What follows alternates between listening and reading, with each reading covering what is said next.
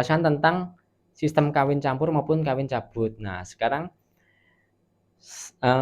mana yang lebih baik antara kawin cabut atau kawin campur? Nah, otomatis saya pilih kawin.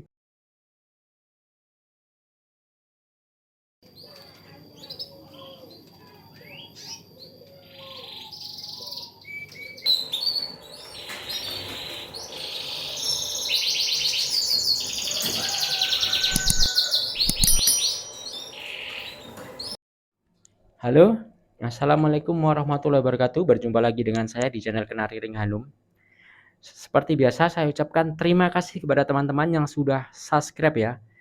Dan saya ingatkan untuk teman-teman yang belum klik tombol subscribe, silahkan klik tombol subscribe dan bunyikan lonceng agar selalu mendapatkan informasi terupdate dari channel ini tentang pembahasan seputar kenari.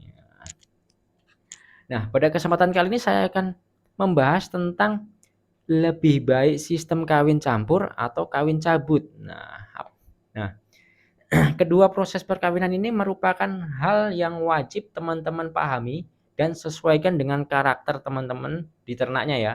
Jadi jangan sampai salah pilih sehingga hasil yang diberikan pada ternak ini kurang maksimal. Nah, untuk pengertian sistem kawin campur dulu ya. Sistem kawin campur itu apa sih, Mas? Nah, sistem kawin campur itu adalah proses perkawinan antara betina dan jantan dengan cara dicampur. Maksudnya dicampur antara jantan dan betina ditaruh di kandang ternak. Nanti biarkan dia kawin sendiri tanpa perlu kita pantau ya. Jadi lebih istilahnya lebih simpel. Kalau orang-orang kerja sibuk cocok sekali pakai cara ini. Nah, kemudian kalau yang kawin cabut tuh gimana? Nah, kawin cabut tuh begini. Kawin cabut tuh sistem perkawinan antara jantan dan betina dengan tempo waktu yang kita tentukan. Jadi hanya proses kawin terus kembali lagi ke kandangnya masing-masing dan pengkondisian seperti biasa. Nah, oke, kita bahas ya. Mulai dari sistem kawin campur, keuntungannya.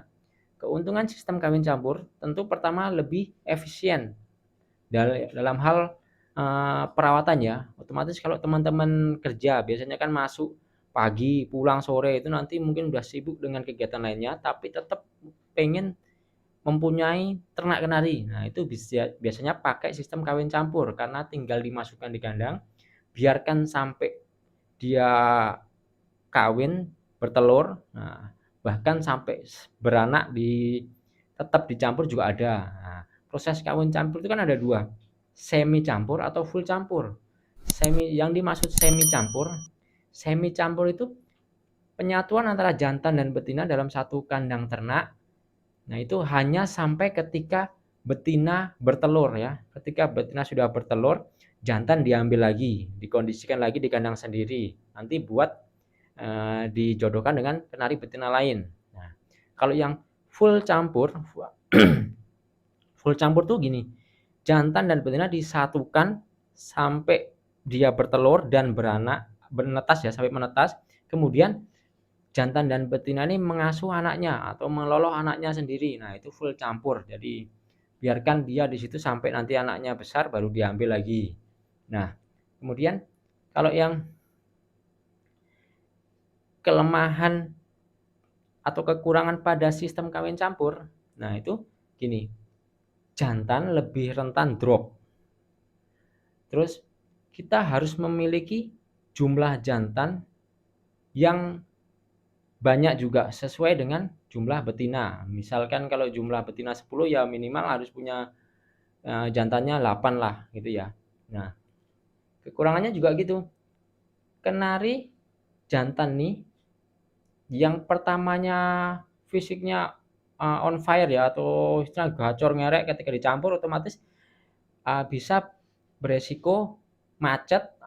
Macet itu maksudnya karena dia drop ya, staminanya itu terkuras hanya untuk ngawin karena nggak ada batasan waktu. Dia mau ngawin kapan terserah, itu nanti resikonya bisa drop, bahkan bisa nanti lama-lama jadi netes bulunya atau rontok bulu. Nah, kemudian itu tadi kelebihan dan kekurangannya. Nah, selanjutnya kita bahas tentang kawin cabut. Nah, kawin cabut tuh gini. Jantan dan betina yang dijodohkan tadi itu hanya disatukan ketika proses perkawinan. Setelah proses perkawinan, otomatis jantan akan kembali ke kandangnya sendiri. Nah, kalau tanda kenari yang sistem kawin cabut ini yang kalau udah sering, otomatis ketika pintu dibuka, antara pintu kandang betina sama kandang jantan dibuka, otomatis nanti dia akan gacori bunyi ngawin betinanya. Nah, setelah ngawin itu otomatis jantan pasti akan kembali ke kandangnya sendiri. Itu udah, kalau udah kebiasaan pasti enaknya begitu sistem kawin cabut. Nah, kemudian keuntungannya apa sistem kawin cabut itu? Jantannya kita tidak perlu punya jantan banyak untuk ternak. Jadi misalkan punya betina 10, kita cukup punya jantan sekitar 3 gitu ya. 3 atau 4 sudah cukup sekali itu. Jadi satu jantan bisa mengawin beberapa betina.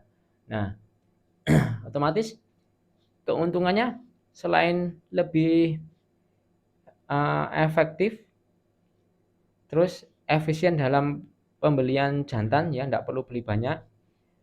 Kita juga dapat menjaga kondisi jantan agar selalu fit. Jadi dengan proses kawin cabut kan otomatis hanya mengawinkan kemudian kembali ke kandang. Nah, kita dapat rawat, kondisikan lagi agar dia tetap stamina tetap bagus sehingga dapat bekerja untuk mengawin betina selanjutnya. Nah, kemudian dari proses kawin cabut ini, kalau di tempat saya, jantan itu hanya saya batasi 1 hari maksimal 2 betina. Itu udah maksimal. Padahal kalau bisa juga sampai 5 betina ya. Kan nanti kasih jeda waktu, terus kawin lagi, jeda lagi. Nah, tapi kalau di tempat saya sarankan jangan terlalu banyak juga mengawinkan. Biarkan dia tetap selalu fit, jangan sampai drop, karena nanti kalau misalnya terlalu banyak mengawin juga nanti dia bisa drop, bahkan bisa rontok dulu juga seperti kawin campur tadi ya. Nah, jadi kita hanya membatasi 2, itu pagi 1 betina, sore 1 betina. Begitu lagi besok sampai 3 kali ya, 3 kali perkawinan itu udah cukup. Nanti udah ada, sudah hari keempat biasanya bertelur, nah itu udah stop buat perkawinan. Nah, jadi itu tadi pembahasan tentang sistem kawin campur atau kawin cabut. Nah, kemudian mana yang bagus antara kawin campur atau kawin cabut? Nah, otomatis saya lebih recommended ke kawin cabut. Nah, kenapa saya recommended ke kawin cabut? Karena begini, ketika kita mulai ternak itu, otomatis kan dalam acuannya harus produk. Nah, ketika harus produk maka harus mempunyai jantan yang prima dan betina yang prima. Nah, solusi untuk menjaga prima pada burung kita kan otomatis dengan kontrol pengkondisian dan vitamin ya. Nah, dengan sistem kawin cabut ini kita lebih enak dalam mengontrol. Kemudian pemberian vitamin juga lebih enak, pengkondisian juga enak karena kita bisa tetap langsung pantau dan rawat seperti rawat harian.